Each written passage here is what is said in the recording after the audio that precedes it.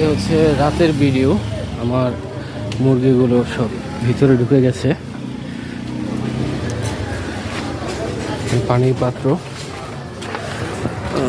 এখানে মুরগিগুলো দেখতে পাচ্ছেন। মুরগিগুলো এই যে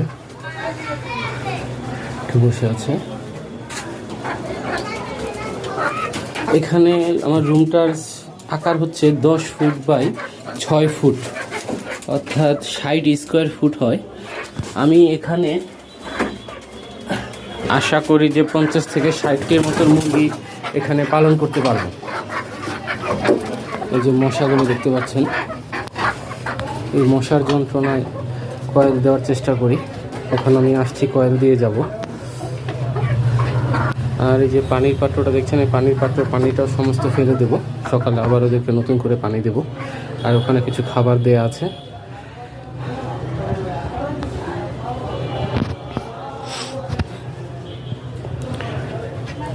আপনারা সবাই ভালো থাকবেন, সুস্থ থাকবেন এবং আমার জন্য এবং আমার মুরগির জন্য দোয়া করবেন, যেন সমস্ত অসুখ বিসুখ থেকে আল্লাহ তাআলা মুরগিগুলোকে রক্ষা করে।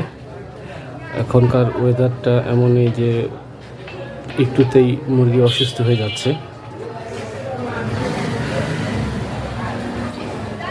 আল্লাহ হাফেজ।